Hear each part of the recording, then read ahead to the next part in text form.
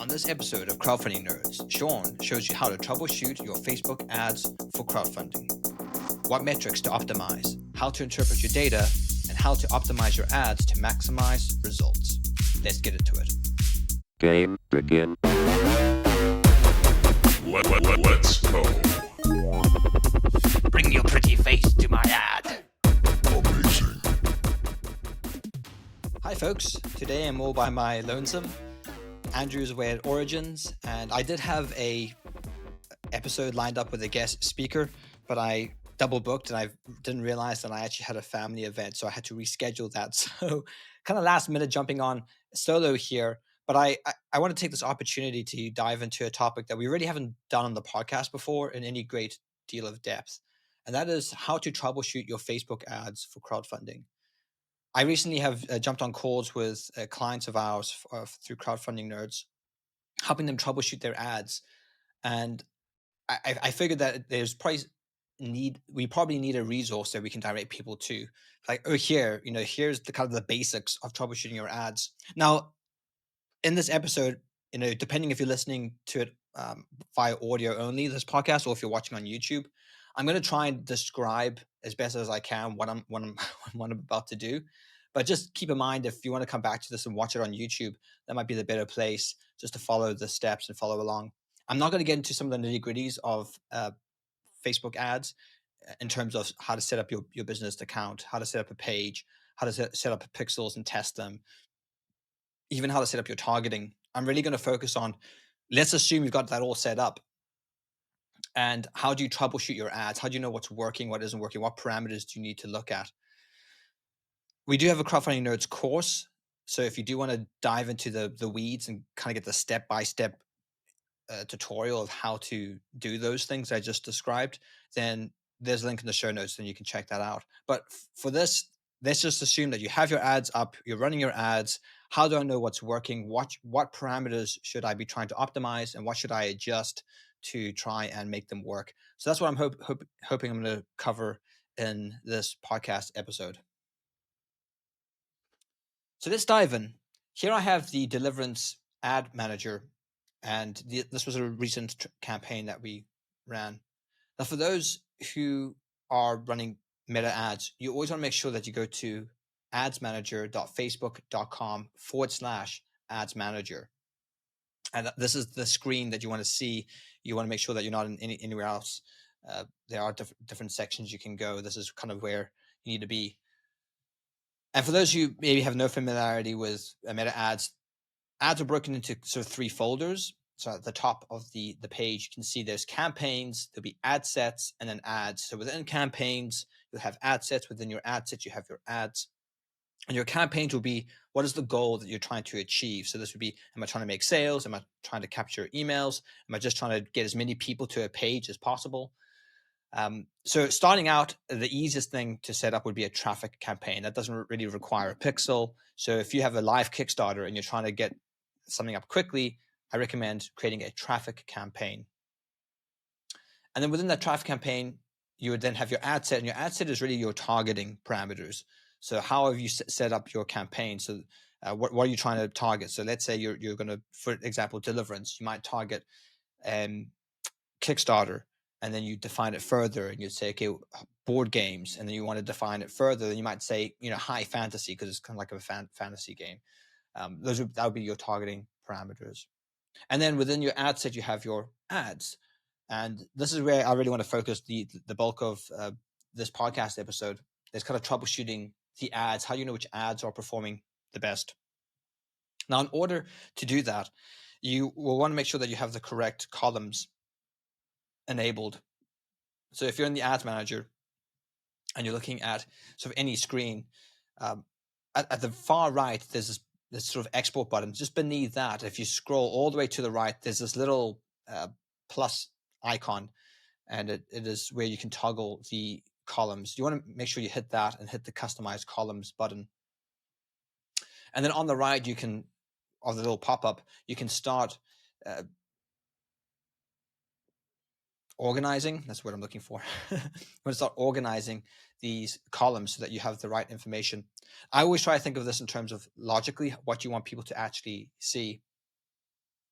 So, you'd start off with things like the amount spent, the results, your cost per result, and then you want to go things like the cost per click, the click-through rate, the cost per 1,000 impressions, also known as the CPM, the frequency, which is how many times people have seen the ad within that particular targeting subset.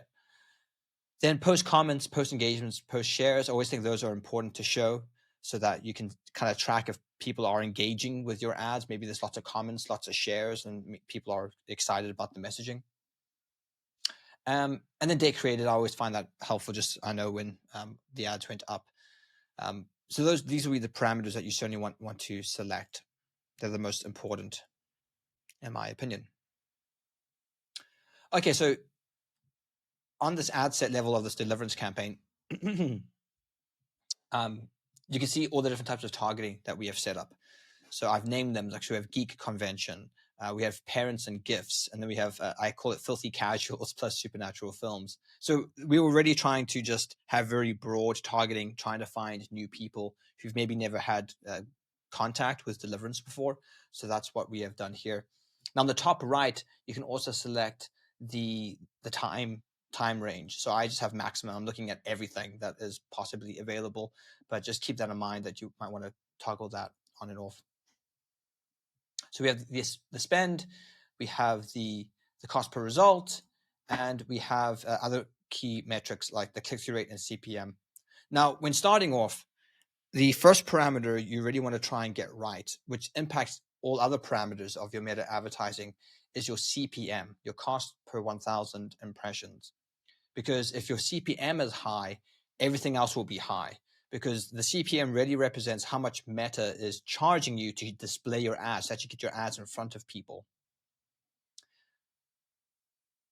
So if your CPM is high, it's going to mean your cost per click will be high, which then will mean that your cost per result or your cost per lead will be high, your cost per email capture, whatever your metrics will be. And if finally, if it's to get people to back your campaign, it means that the cost to acquire those customers will be higher. So really, one of the first things you want to do is try to make the CPM as low as possible. Now, a good CPM falls within the range between $5 and $15. That seems to be an acceptable range of the CPM. If it's anything above $15, it can mean several things. You either have exhausted an audience, means you're spending too much money and you're probably overbidding, or it means that people are not interacting with your ads. So if your CPM is high, what that could mean is that either you are spending too much in that particular targeting parameter and you're overbidding, or you're exhausting that audience. Maybe you've run out of sort of headroom, and people aren't not as responding as well to your ads, and therefore Meta is sort of penalizing you with a higher CPM. Or your ad creatives or your ad messaging is just falling flat. You've targeted the wrong audience, or your messaging just really is not resonating with people. And Meta's like, oh, people don't really like these ads, so they're sort of discouraging you from running those ads, and they just increase your CPM. So your CPM is one of the most important metrics to try and optimize for. Now, what we've noticed with a lot of our clients is that Meta will often charge an exuberant CPM for brand new accounts. So if you're just starting off, you will probably find your CPM is sort of unnaturally high. And I think this is because they don't really know who you are, and they don't really trust you yet. You'll even find that you have a spend limit of some sort. You can't spend more than $50 a day, or they're invoicing you every, several times a day, is because they don't want you to rack up a huge ad spend and then leave them with an empty bag. So they will slowly remove these restrictions off your account over time. So it's also really important that if you do want to start running Meta ads, you kind of do it rather sooner than later. So one way that we have found to circumnavigate the sort of high CPM for brand new accounts is to switch the campaign from like a lead email capture campaign to a traffic campaign. So we sometimes start with a traffic campaign, and this will generate results faster and will kind of prove to Meta and their AI that, okay, people are responding well to these ads, and then your CPM will reduce over time. So it might be something to keep in mind. You might find that you start running your ads and they're very high in the beginning, but if you look at them from day to day, then you should start seeing it to go down. If you don't, then maybe switch to a traffic campaign and just try to generate results quickly, and then that can often reduce your CPM as well. So after the CPM has been somewhat normalized, and maybe you've changed up targeting, and you're just hitting a really sweet spot in terms of you're hitting the right people with the right messaging. The next parameter to optimize would be the click-through rate, or the CTR.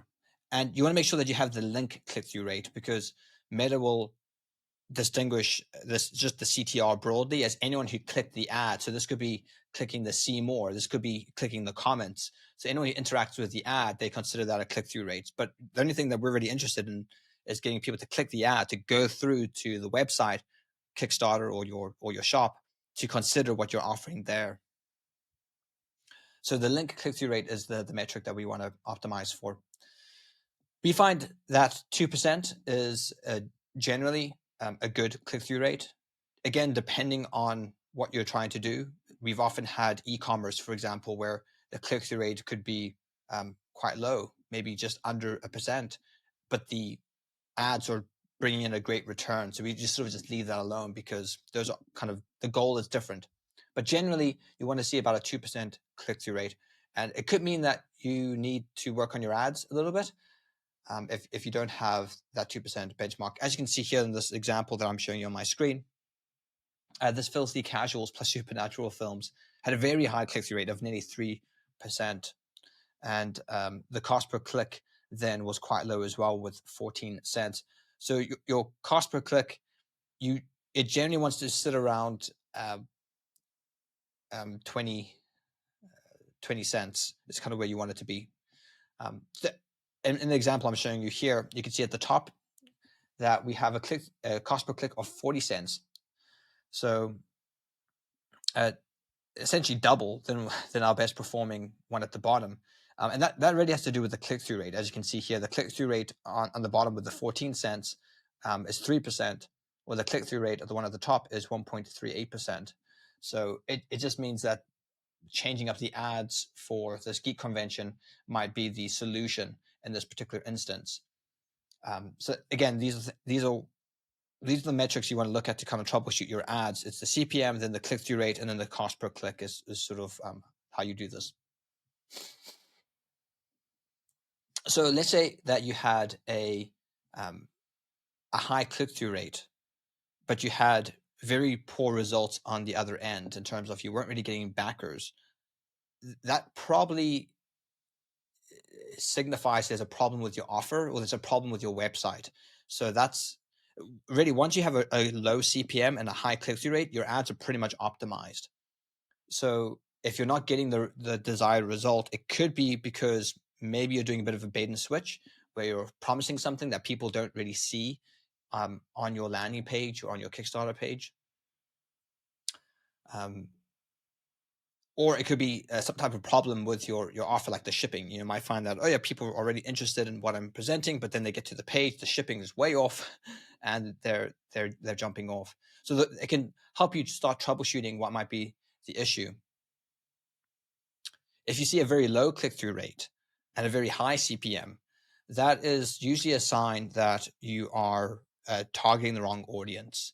That would be a clear sign. You want to try changing up the targeting somewhat.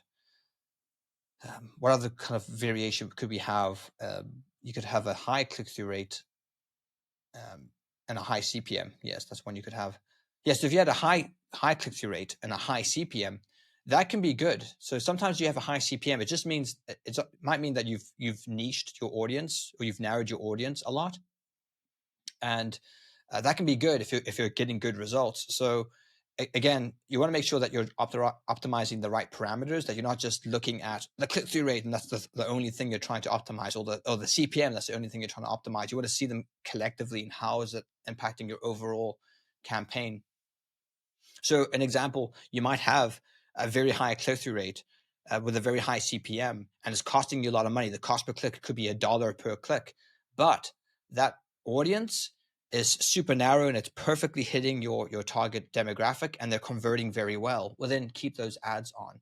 So just keep that in mind, that your goal isn't necessarily to optimize one metric. And this even comes with your cost per lead in terms of cost of email capture. Just bear in mind that behind these numbers on the screen are people, right? And people react differently to your products and kind of come to it with different enthusiasm. So not all, to use a financial term, not all leads are fungible. They're not all the same, right? Some people come in with different enthusiasm. So you might have one lead that comes in at $1 and they don't really pay much attention to your offer and to your campaign and eventually unsubscribe. Or you could get a lead for $5 and this type of person, loves your project and shares it with all their friends and family and backs at the highest pledge.